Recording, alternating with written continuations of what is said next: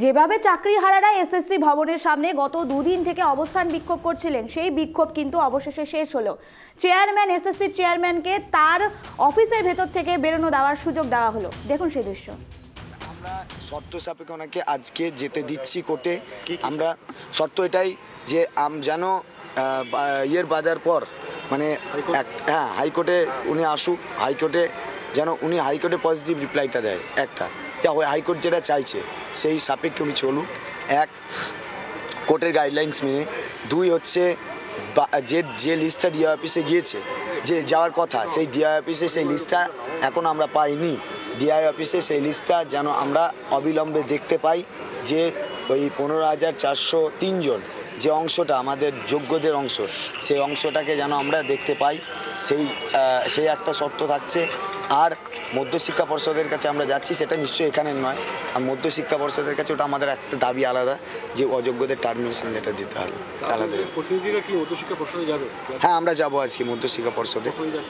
আমরা মধ্যশিক্ষা পর্ষদে যাব আমরা লাঞ্চের পরে, কারণ হাইকোর্টের কেসটা শুনে তারপরে আমরা যেতে চাইছি।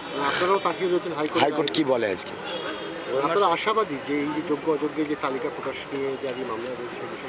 আসলে আজকে তালিকা প্রকাশের কথা নয়, আজকে ওএমআর পাবলিকেশনের কথা। যে ওএমআরের কথা বারবার উঠছে, সে ওএমআরটা পাবলিশ হবে, সেই নিয়ে হাইকোর্টে আজকে মামলাটা আছে। তাই ওএমআর পাবলিকেশনের মামলা যেহেতু আছে, তাই আমরা ওএমআর পাবলিকেশনের মামলাটাই যেতে দিতে চাইছি।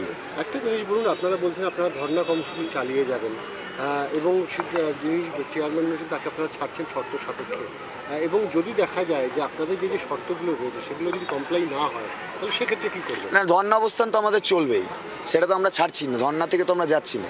কারণ লিস্ট যতক্ষণ আমরা দেখছি, আমাদের যে স্কুল যাওয়ারও যে কন্ডিশনটা, সেটাও আমরা অ্যাপ্লাই করতে পারছি না।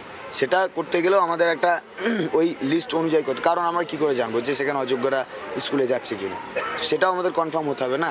তাই আমরা ডিআই অফিসে সেটা দেখবো, ডিআই অফিসে কি গিয়েছে আজকে। শুধু কি আপনারা চেয়ারম্যানকেই ছাড়ছেন, না বাকি যারা এখনো ভিতরে আধিকারিকরা আটকে রয়েছে বলে দাবি, তারাও তাদেরকেও আজকে? না, আমরা তো শুধু চেয়ারম্যানের স্যারের কথাই বলছি, এই কারণে যেহেতু উনি যাচ্ছেন কোর্টে। মেহবুব মন্ডল।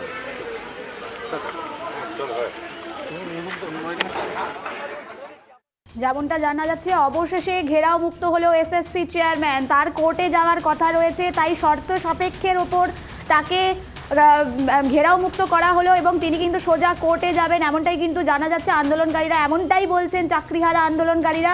আবারও জানিয়ে রাখি, অবশেষে ঘেরাও মুক্ত এসএসসি চেয়ারম্যান। কোর্টে যাওয়ার জন্য তাকে শর্ত সাপেক্ষের ওপর ছাড়া হলো, এমনটাই জানা যাচ্ছে। এই মুহূর্তে টেলিফোন লাইনে রয়েছে আমাদের প্রতিনিধি অব্রদীপ। অব্রদীপের থেকে জানতে চাইবো, অব্রদীপ, অবশেষে ঘেরাও মুক্ত করা হলো এসএসসি চেয়ারম্যানকে, তার কোর্টে যাওয়ার কথা রয়েছে, শর্ত সাপেক্ষের ওপর তাকে ছাড়া হলো, কি মনে হচ্ছে এই মুহূর্তে, কি পরিস্থিতি রয়েছে সেখানে? একদমই, দেখো, যে চাকরি হারারা গত পরশু দিন থেকে এসএসসি চেয়ারম্যান সিদ্ধার্থ মজুমদারকে এই ঘেরাও করে রেখেছিলেন, তাকে কিন্তু আজকে সকালবেলায় আমরা দেখতে পেলাম যে কিছুক্ষণ আগে তাকে শর্ত সাপেক্ষে মুক্তি দেওয়া হয়েছে এসএসসির যে আচার্য সদন আছে সেখান থেকে। যেমনটা আমরা জানতে পারছি যে আজকে কলকাতা হাইকোর্টে একটি মামলা রয়েছে, সেখানে তার সশরীরে হাজির থাকার একটা বিষয় রয়েছে, তার জন্যই কিন্তু তাকে চাকরিহারারা মুক্তি দিয়েছেন। এবং এসএসসির বিষয়, তাদের যে সমস্যাগুলি রয়েছে সেই বিষয়ে কিন্তু মামলাটাই রয়েছে আজকে কলকাতা হাইকোর্টে, তার জন্য তাকে শর্ত সাপেক্ষে মুক্তি দেওয়া হয়েছে। এবং তার পাশাপাশি আমরা যেটা জানতে পারছি যে চাকরিহারারা যেটা বলছেন যে যদিও এসএসসি চেয়ারম্যানকে ঘেরাও মুক্ত করা হয়েছে, তাহলেও কিন্তু এই যে অবস্থান বিক্ষোভ, সেটা কিন্তু তারা চালিয়ে নিয়ে যাবেন।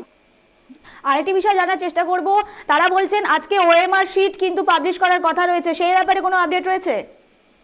দেখো, ওএমআর শিট পাবলিশ করার বিষয়টা এখনো পর্যন্ত স্পষ্ট নয়, যেহেতু কলকাতা হাইকোর্টে একটা মামলা রয়েছে, সেই মামলায় কি রায় দেন বা কি নির্দেশিকা দেন কলকাতা হাইকোর্টের বিচারপতিরা, সেখান থেকেই কিন্তু পরবর্তী বিষয়টা স্পষ্ট হবে যে ওএমআর শিট প্রকাশিত হবে কি হবে না, বা গতকালকে যে ডিআই অফিসে যে যোগ্যদের তালিকা পাঠানো হয়েছে, সেই তালিকা কিন্তু সেই বিষয়টাও কিন্তু কলকাতা হাইকোর্টে আজকে উঠতে পারে, সেটাও সেরকমই মনে করা হচ্ছে চাকরিহারাদের পক্ষ থেকে। একদম, এসএসসি চেয়ারম্যানকে তো আজ ঘেরাও মুক্ত করা হলো, অন্যান্য যারা আধিকারিকরা রয়েছেন এসএসসি ভবনে, তাদের কি ছাড়া হয়েছে? তাদের সঙ্গে কোনো কথা হয়েছে? দেখো, তাদের সঙ্গে এখনো পর্যন্ত কোনো কথা হয়নি। যে ছবিটা আমরা সকালবেলা দেখতে পেলাম যে এসএসসি চেয়ারম্যান শুধু একাই বেরিয়েছেন এবং তার সঙ্গে তার যারা সিকিউরিটি থাকে তারা বেরিয়েছেন, অন্যান্য আধিকারিকরা এখনো পর্যন্ত বেরিয়েছে কিনা সেই খবর কিন্তু আমাদের কাছে এখনো নেই।